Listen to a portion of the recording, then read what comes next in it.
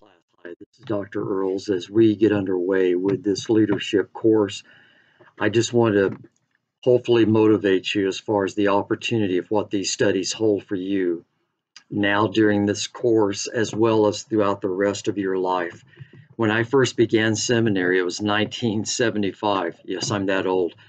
And it was at Liberty, actually. And we had a teacher, Dr. Frank Smith, that taught a course on leadership. I thought that's so intriguing that we could have the opportunity to study about such a practical matter in seminary. But he posed to us in the first week, if you take two pastors, equally love the Lord, equally love scriptures, equally love the Great Commission being fulfilled and seeing lives come to Christ. He told us if one knows leadership and the other doesn't, this one that knows leadership could take a church to 1,000. This one that didn't understand leadership principles and what it involves and requires could only get a church to 100 at best. My soul's jaw dropped thinking, it doesn't matter how much theology I know, although that's involved definitely in leadership. It didn't matter how much evangelism I knew as far as methodologies. If I didn't understand and know how to do leading and leadership and developing leaders, my influence and helping to others come to know our wonderful Savior was going to be limited. And it put me on a journey for the next really 15 years, reading all kinds of books, and then still to this day, trying to understand what leadership is.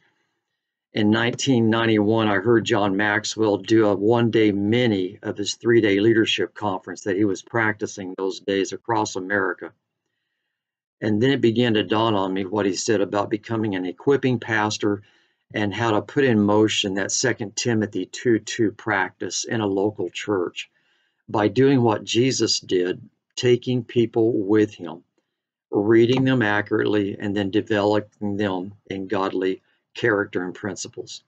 So that's what this course is giving you, the opportunity of exposing yourself to what is leadership, what's involved in leadership, what are the competencies, but most importantly, what it's going to drive us all towards: character. A lot of books have been written about character, competence, and chemistry.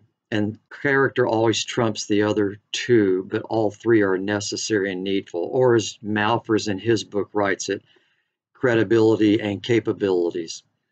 I formerly worked with the North American Mission Board, and I worked directly with our Nehemiah professors at our Southern Baptist seminaries. We were in a meeting once at Toronto, Canada, and we were talking about our guys going out to start new churches.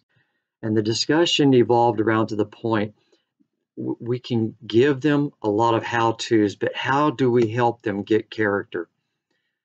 That's a great question. Only God can give us character. In addition to all of your reads, I would recommend highly the autobiography of John Wooden. He was a basketball coach at UCLA.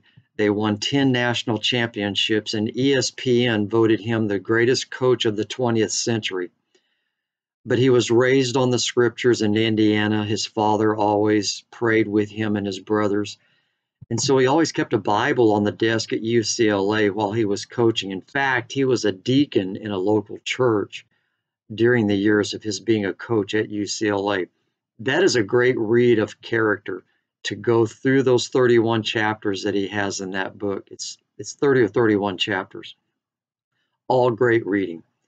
So that helped. When I was at Dallas Seminary, Howard Hendricks constantly posed to us the challenge: the crying need in America is the lack of leadership. I am so proud of all of you taking this class, and I hope these thoughts will just give you motivation to really apply yourself to the assignments, to the text, to everything we're doing in these fast, short 8 weeks together. God bless you, class. Thanks. Bye.